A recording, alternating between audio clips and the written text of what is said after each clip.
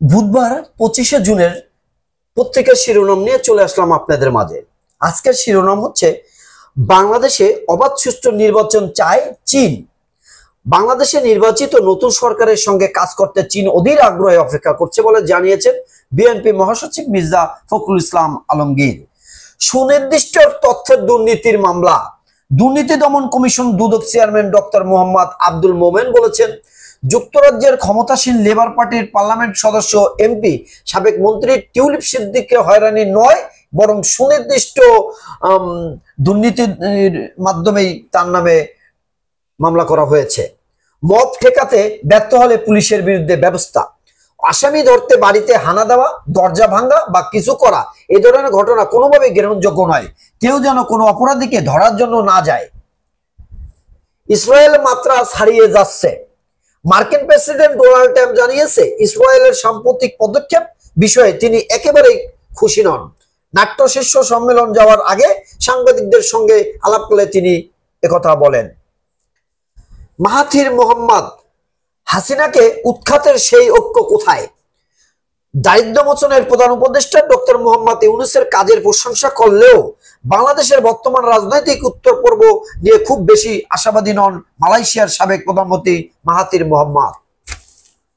জামাতের আমির স্বৈরাচারের ভীত নাড়িয়ে দেন আবু সাইদ।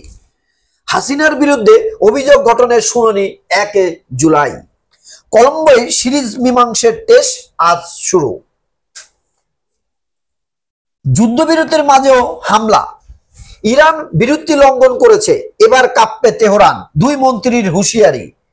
কয়েক ঘন্টার মধ্যে তেহরান কোনো ক্ষেপণাস্ত্র ছোড়েনি সশস্ত্র বাহিনী। কাদেরের কালো অধ্যায়, তিনি ঘুষ খান না, কমিশন নেন। আওয়ামী লীগের 15.5 বছরের শাসনামলে তিনি ছিলেন প্রচন্ড ক্ষমতাবান। 12.5 বছর ছিলেন সড়ক পরিবহন ও সেতু মন্ত্রীর দায়িত্বে। 11 বছর তিনি ছিলেন ফার্স্টিস্ট সরকারের সেকেন্ড ইন কমান্ড। রাজনীতিতে কর্কশ এবং কুরুচিপূর্ণ কথাবার্তার জন্য সবাই তাকে উপহাস করে ডাকতেন কাউয়া কাদের। দায়িত্ব জ্ঞানহীন কথাবার্তার জন্য তিনি ছিলেন ব্যাপক সমালোচিত। তারপরও আওয়ামী লীগের সাধারণ সম্পাদক হিসেবে হ্যাট্রিক করেন কাদের। বিজয় উৎসব ইরান জুড়ে। ইরান ও ইসরায়েলের মধ্যকার 12 দিনের রক্তক্ষয়ী সংঘর্ষের অবসান, যুদ্ধবিরতি কার্যকর হওয়ার পর ইরান জুড়ে বিজয় উৎসব উদযাপিত হচ্ছে। ঢাকায় 11 ফ্লাইটের যাত্রীরা নানা ভোগান্তিতে, আকাশপথে শিডিউল বিপর্যয়। দাঁড়িপাল্লা সহ নিবন্ধন ফিরে পেল জামাত। নগর ভবনের সংঘর্ষ ইসলামপন্থীদের। দাবি আদায় আন্দোলনের অরণ 4টি পক্ষ। এমপি প্রার্থীর তালিকা করছে বাম নেতারা। ঘর গুছিয়ে আনছে জামাত। মনোনয়ন পেতে বিএনপির দৌড়ঝাঁপ। রাজনীতিতে ভোটের প্রস্তুতি। নিয়ন্ত্রণহীন আইন শৃঙ্খলা। 300 আসনে প্রার্থী দেওয়ার প্রস্তুতি।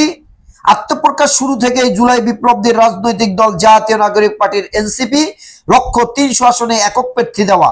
গত 4 মাসে অর্ধশতাধিক আসনে দলটির সম্ভাব্য প্রার্থীদের ভোট কেন্দ্রিক সাংগঠনিক কার্যক্রম চালাতে দেখা গেছে।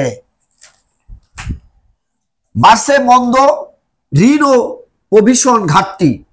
যুবককে জ্যান্ত কবর দেওয়ার চেষ্টা। মাগুরায় মোহাম্মদপুর উপজেলায় পূর্ব শত্রুতার জেরে এক চাঞ্চল্যকর ঘটনা জন্ম নিয়েছে। প্রতিপক্ষ ঘটনাটি গত 19 জুন দুপুরে। এদিন উপজেলা নারায়ণগঞ্জ গ্রামের মোহাম্মদ কবিরুল মোল্লাকে 30, একই উপজেলা রানীখেলা উপরপাড়া আব্দুল নামে এক ব্যক্তি বাজার থেকে কাটা বাঁশ বের করে দেওয়ার কথা বলে নিজেদের বাঁশবাগানে নিয়ে জীবিত কবর দেওয়ার চেষ্টা করে বলে জানা গিয়েছে। গুম কমিশনের মেয়াদ বাড়ল আরো 6 মাস। Reserve 22.24 billion dollar. ডেঙ্গুতে হাসপাতালে 394, একদিনে করোনা আক্রান্ত 21 জন। বর্ষা আসতেই 3 রোগের হুমকি। ঈদের ছুটিতে সড়কে ঝরেছে 169 প্রাণ। সীমান্ত দিয়ে 46 জনকে পুশিং করলো বিএসএফ।